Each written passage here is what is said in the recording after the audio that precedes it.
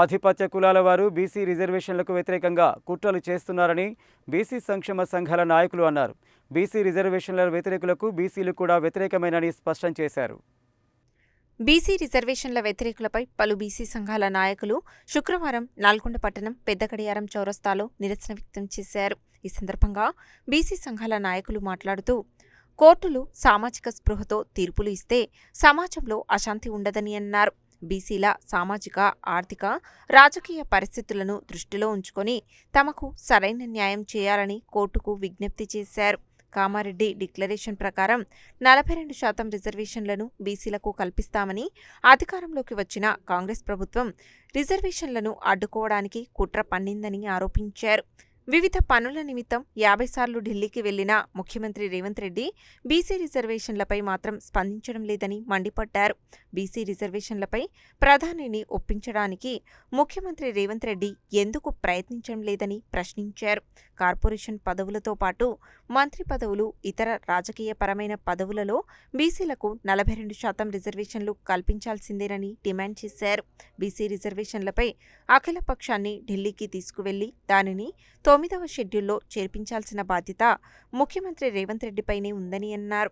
ఈ కార్యక్రమంలో బీసీ సంక్షేమ సంఘం జిల్లా అధ్యక్షుడు దుడుకు లక్ష్మీనారాయణ, జాతీయ ఉపాధ్యక్షుడు మిర్యాల యాదగిరి, జిల్లా ప్రధాన కార్యదర్శి Nelapatla Satyanarayana, retired IAS Cholleti Prabhakar, BC Mahasabha జిల్లా అధ్యక్షుడు వైద్యుల సత్యనారాయణ, నల్ల సోమ మల్లయ్య, గుండు వెంకటేశ్వర్లు, పుట్ట వెంకన్నగౌడ్, యాదగిరి లక్ష్మీనారాయణ, శంకర్ ముదిరాజ్, మునాస ప్రసన్నకుమార్, ఐతగూని జనార్దన్ గౌడ్, మధు యాదవ్, సాయిబాబా, భరత్, జల్ల నారాయణ, గంజి భిక్షమయ్య, వల్లకీర్తి శ్రీనివాస్ తదితరులు పాల్గొన్నారు.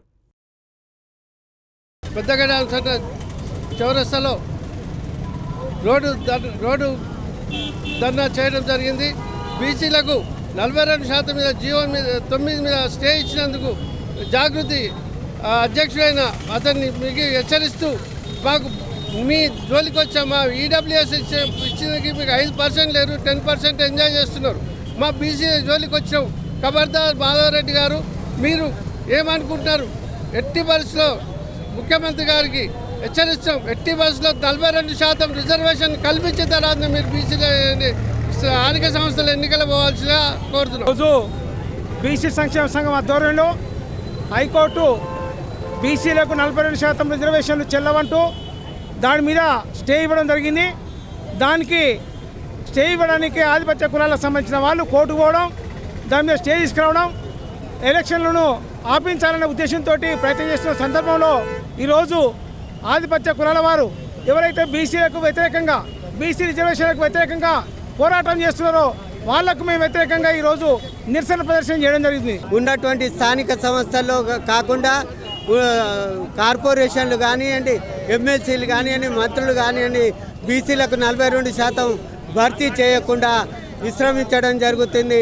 ఇప్పటికైనా అఖిలపక్షాన్ని ఢిల్లీకి తీసుకొని పోయి 9th షెడ్యూల్లో చేర్పించాల్సిన బాధ్యత రేవంత్ రెడ్డిపై ఉన్నదని, అఖిలపక్షాలని బీసీ సంఘాలను కలుపుకొని చర్చించి 42% రిజర్వేషన్లు ఇస్తూ ఎన్నికలకు పోవాలని నల్గొండ బీసీ సంఘం పక్షాన డిమాండ్ చేస్తూ ఉన్నాం. ఇబ్బంది పడుతున్న బీసీకి ఈ కాంగ్రెస్ ప్రభుత్వం ఇచ్చినటువంటి రిజర్వేషన్ని అమలు కాకుండా కోర్టులో పిటిషన్ వేసి దాన్ని వాయిదా వేయడం అనేది బీసీ నాయకులకు చేసినంత అన్యాయం.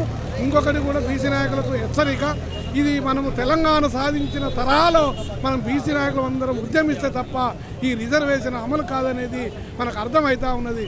కాబట్టి అందరూ కూడా ఈ యొక్క దీన్ని జరిగిన నిన్నటి అన్యాయాన్ని అందరం కూడా దీన్ని పరిగణనలోకి తీసుకొని తగు న్యాయం జరిగే వరకు పోరాటం చేయాలని కోరుతాం. పార్టీ ఒక నినాదం ఇచ్చి అధికారంలోకి వచ్చిన తర్వాత రాజ్యాంగపరంగా ఒక పార్లమెంట్లో మన రాజ్యాంగాన్ని అమలుపరచాల్సి, దాన్ని చేయకుండా మరి 9th షెడ్యూల్లో పెట్టి అక్కడ కూడా కేంద్ర ప్రభుత్వంలో ఆమోదించాల్సింది పోయి ఇక్కడ అసెంబ్లీలో పాస్ చేసి ఆ తర్వాత గవర్నర్ దగ్గర పంపి తర్వాత రాష్ట్రపతి దగ్గర పంపి ఎక్కడ ఏం జరుగుతుందని కోర్టుకు తీసుకపోతే కోర్టులో 50% సీలింగ్ రిజర్వేషన్ దాటొద్దని చెప్పేసి సీలింగ్ ఇచ్చి హైకోర్టులో మరి స్టే ఇవ్వడాన్ని మేము నిరసిస్తున్నాం. కోర్టుల మీద బీసీలకు ఎనలేని నమ్మకం ఉన్నది.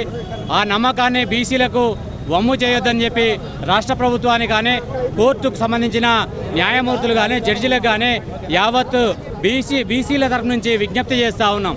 బీసీలు 60-70 సంవత్సరాలుగా అనాదిగా పోరాటం చేస్తూనే ఉన్నారు. వారికి స్థానిక సంస్థలోనైనా రిజర్వేషన్లు వచ్చే విధంగా ప్రభుత్వాలు కానీ కోర్టులు కానీ పరోక్షంగా సపోర్ట్ చేయాలని చెప్పి ప్రతి ఒక్కరికి విజ్ఞప్తి చేస్తూ ఉన్నాం. 42% రిజర్వేషన్లు బీసీలకు తప్పకుండా ఇవ్వవలసిన అవసరం ఉంది. రాజ్యాధికార మార్గంలో నడిపించవలసిన అవసరం భారత ప్రజల మీద ఉందని సందర్భంగానే తెలియజేస్తుంది.